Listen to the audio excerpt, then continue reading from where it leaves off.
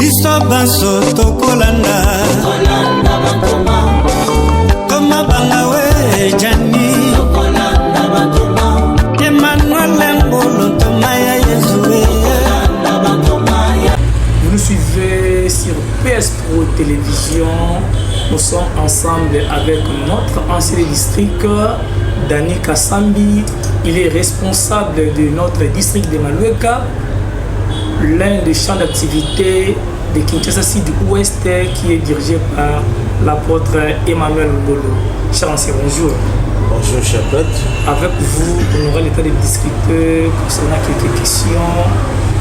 Le dimanche prochain, sur un grand service divin en faveur des femmes.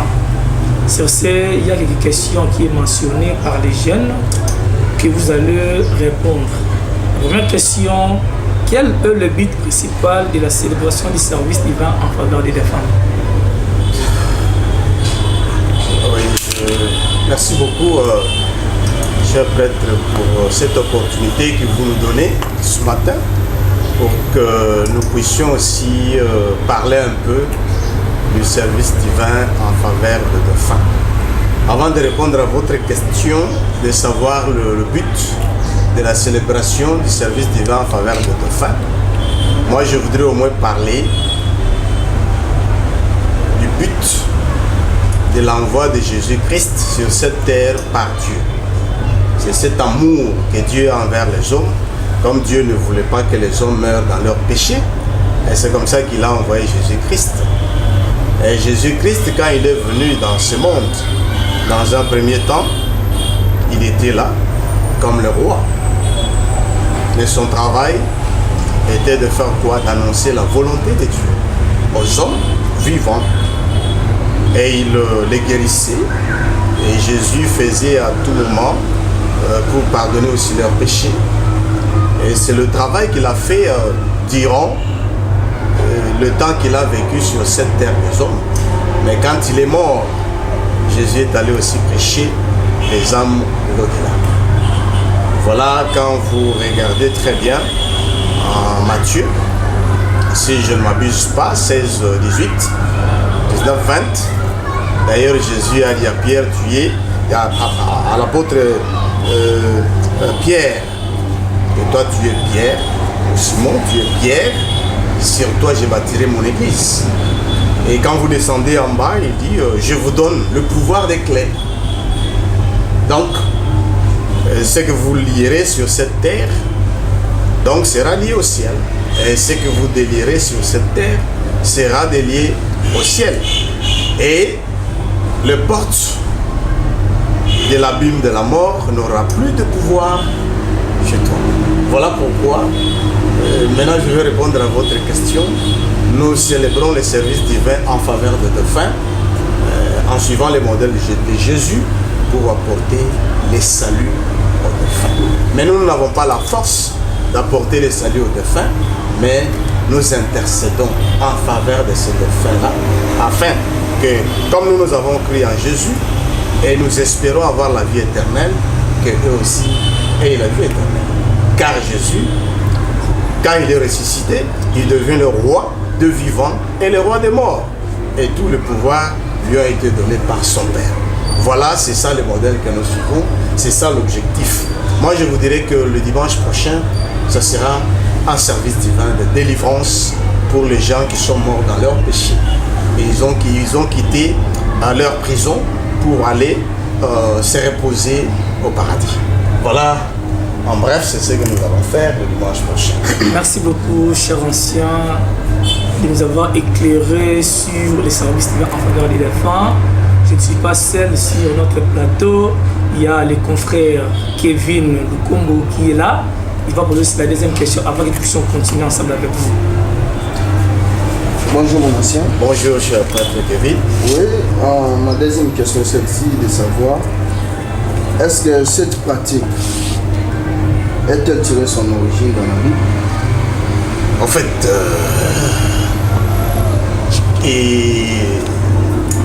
les références sont légion dans la Bible. Il y a beaucoup de références qui parlent de la vie après la mort. Je sais que les communs des mortels pensent que quand quelqu'un meurt, c'est fini. et il n'y a plus d'espoir. Mais nous, dans cette église, nous avons cet espoir. Car la mort est venue d'un seul homme, qui est Adam, et la vie est venue d'un autre homme qui est Jésus-Christ. Comme Jésus-Christ est ressuscité, nous croyons fermement que les morts aussi ressusciteront. Voilà, il y a beaucoup de versets bibliques, mais je vais vous donner quelques-uns. Je veux partir directement à 1 Pierre chapitre 3, verset 19 jusqu'à 20. Quand vous lisez dans ces deux versets, vous verrez que Jésus-Christ, quand il est mort, il n'était pas mort. Il est parti pour évangéliser, enseigner la bonne nouvelle aux âmes têtues pendant la période de Noé. Et ces gens-là, il les a enlevés dans leur prison pour les amener au paradis. Et la Bible, quelque part, nous dit même quand Jésus était ressuscité, et il y avait aussi un groupe de morts qui était aussi ressuscité. Ça, c'était une preuve de la résurrection.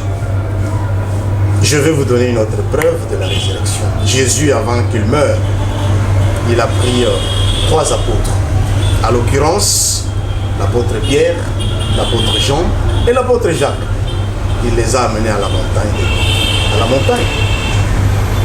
Et qu'est-ce qui s'est passé là-bas, la montagne de transfiguration?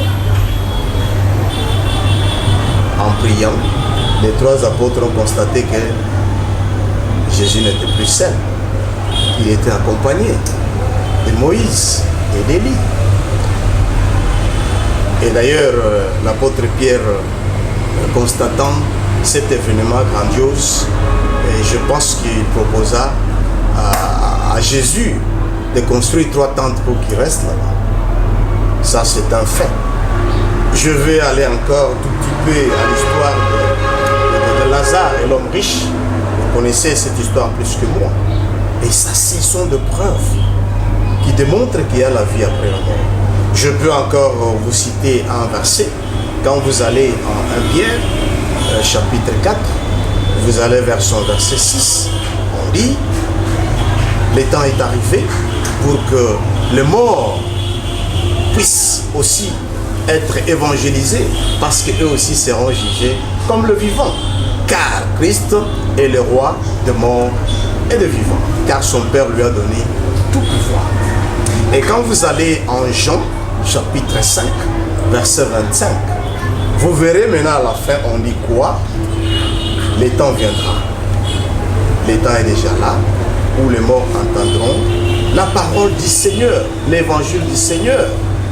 Et on dit, le jour que le Seigneur reviendra, ceux qui vont ressusciter premiers, ce sont les morts.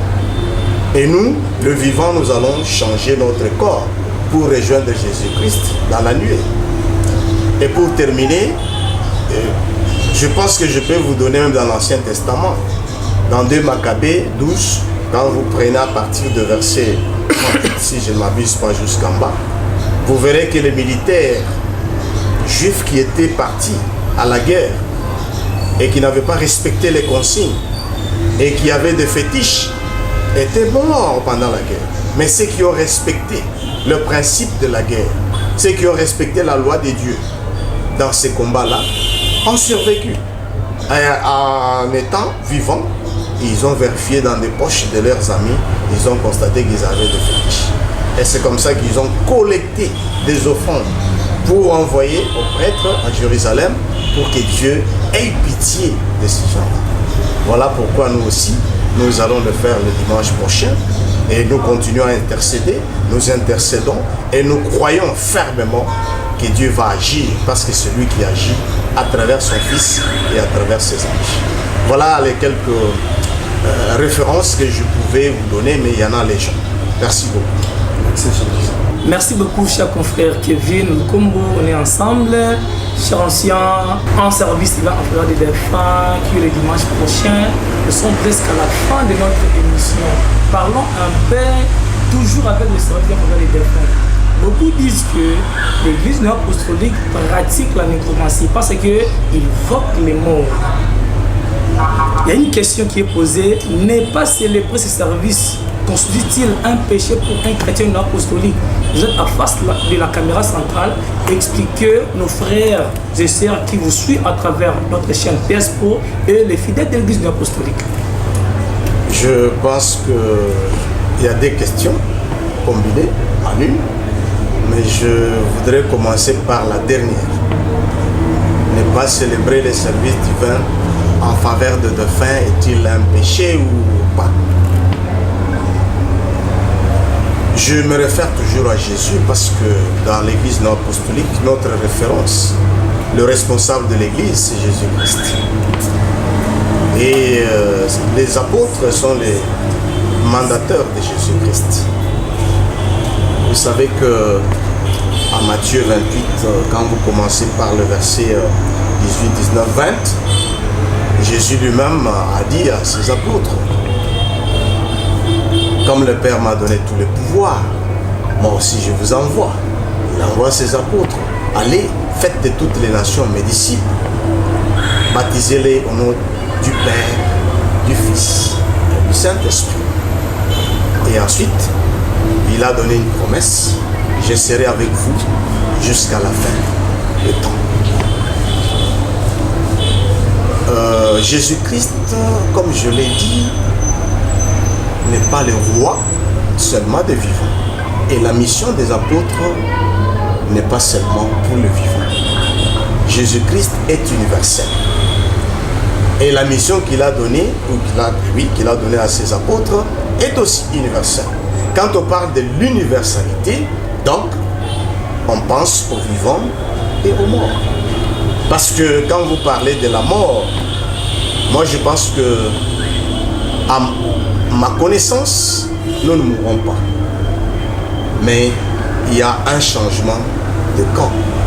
Lorsque nous mourrons, c'est le corps ici périssable qu'on va enterrer. Mais mon âme et mon esprit sont gardés au paradis.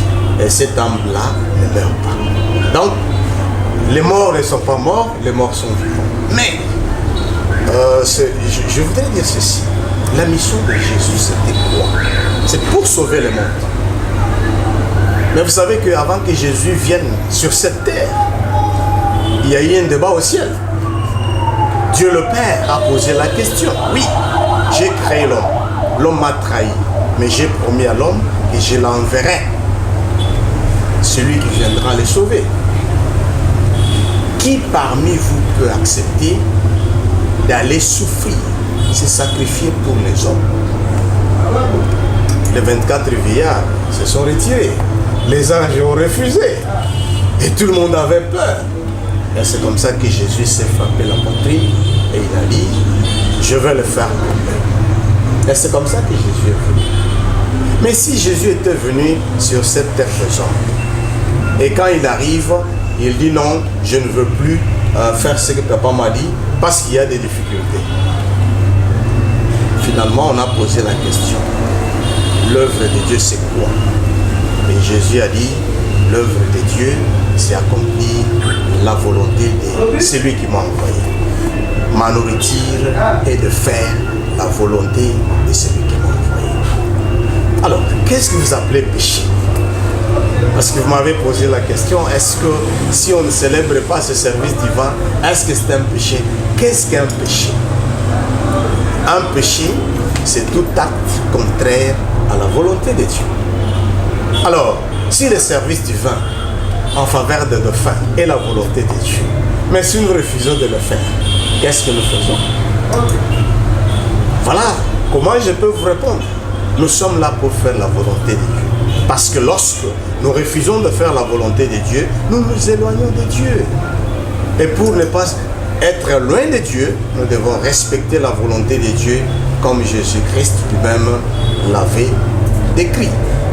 Vous savez que cette question que vous m'avez posée quand vous allez en 1 Corinthiens 15, vous prenez 29 jusque-là, vous verrez qu'il y a eu une discussion au sujet de ça. Ça n'a pas commencé aujourd'hui.